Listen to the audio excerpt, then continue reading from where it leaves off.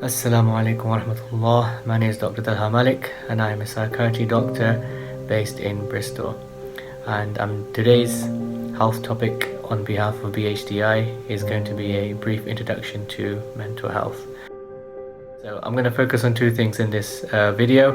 The first thing is going to be the impact of mental health on our communities and the stigma associated with it. And then in the second part, I will be just briefly touching on some common mental illnesses.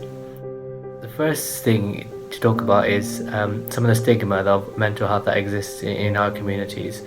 Some people hold the mistaken belief that it doesn't exist or it doesn't really happen very often in our communities, or they might think it's a sign of weakness or a sign of kind of weakness of faith perhaps.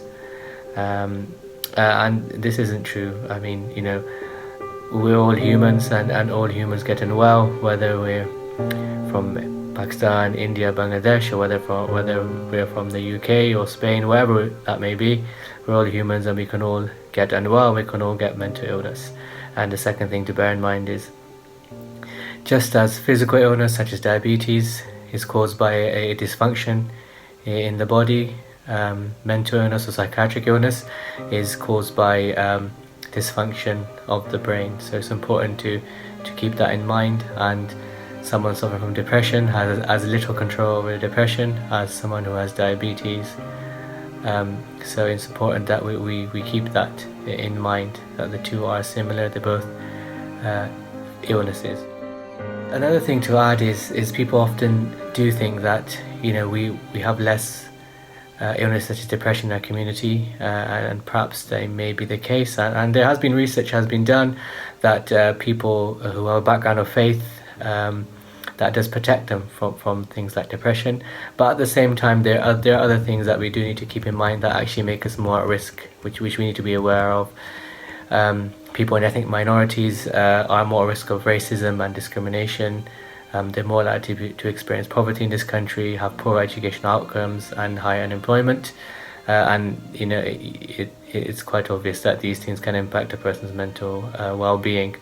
Another thing is because of the stigma that I've just mentioned, we are less likely to ask for help, which also means we're more likely to then remain untreated and unwell. And even recent reports relating to the pandemic that's going on, there are concerns that the fallout might disproportionately affect our communities far into the future.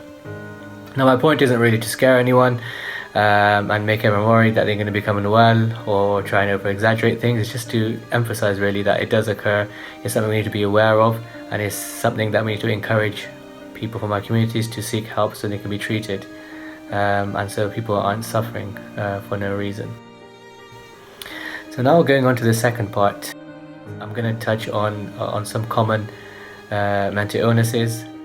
So the first one is going to be depression. I'm sure everyone's probably heard of this, and depression is a low mood that lasts for a long time and it affects your life.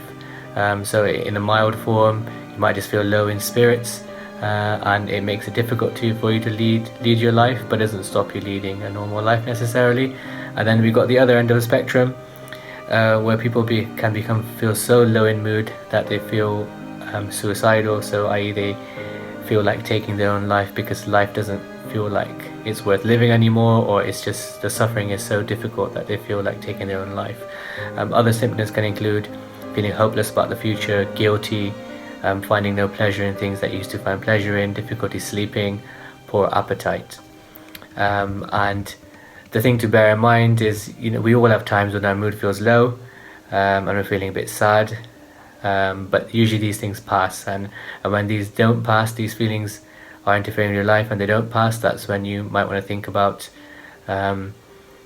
maybe seeing your GP or asking for help. And we usually say, if you've got a persistent kind of low mood that lasts for a couple of weeks, then maybe you should be thinking about seeking help. This leads on to the second illness. It's something called bipolar disorder. Usually people are aware of this one as well. And it's related to depression, and it's essentially, you get two types of moods. So you've got the depression that I just explained, and then you've got the other end of the spectrum, something which you call mania or hypomania. So this is where people feel really high in mood, so the complete opposite, feel very elated. They think they have superhuman abilities, that they're going to save the world, and they feel euphoric, and they don't sleep very much, and they have lots and lots of energy, and this usually lasts like a week or more. And when people do have this illness, it's actually can be quite risky. It sounds like it's a lot of fun, and the people who do suffer from it actually really enjoy it, and they ask us not to treat them because they're having such a fun time. But it can be quite dangerous because people can do very risky things. Sometimes they think they might be able to fly, and then try jumping off high buildings, which is obviously very dangerous. So severe mania can be very dangerous, and often needs to be treated in hospital. The next illness that I'm going to talk about is anxiety disorders. We all know what anxiety is. It's when you feel really anxious, unsurprisingly. You have a big exam coming up, you get some butterflies in your stomach, maybe a little bit shaky, perhaps you haven't prepared as well as you should have. We know we've all been there.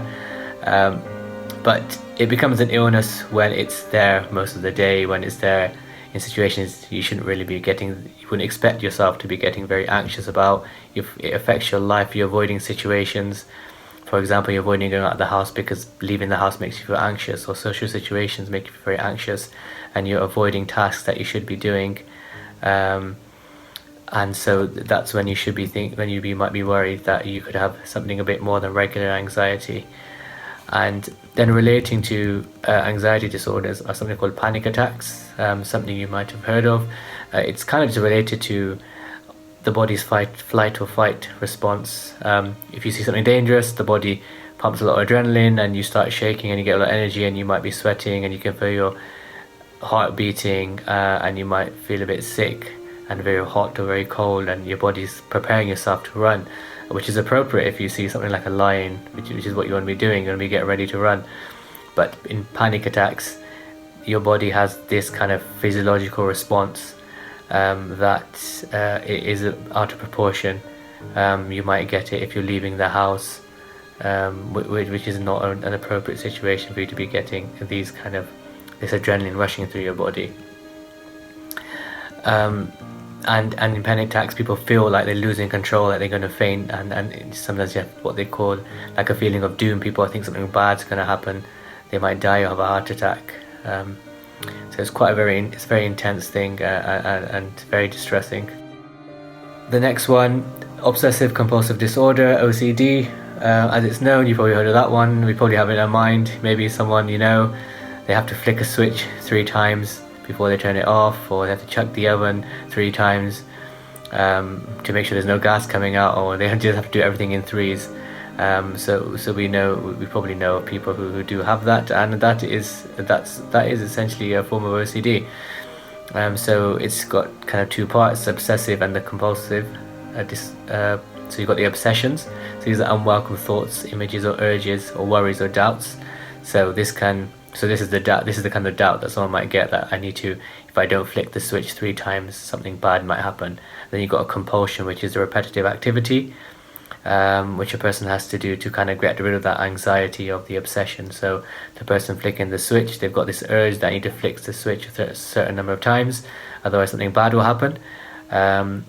And then the compulsion is actually just physically flicking the switch, and so that's OCD. Something to be aware of for us is actually in Muslim communities, people can get religious type OCD, where things like where you're washing for wudu, people can get quite OCD about it, and wash more than they should do. So that's something that you do need to be aware of as well. So if you're overwashing and you're going to extremes in your wudu or in other things in your deen, then that's something maybe you should seek help for as well. So when to seek help is when it's disrupting your day-to-day life, affecting your relationships, when you're feeling anxious all the time because of your OCD, or even sometimes if it's physically harming you. People have OCD for washing their hands. They can wash their hands so many times that their hands start bleeding and start getting infected. So that can happen as well, so that's when to seek help.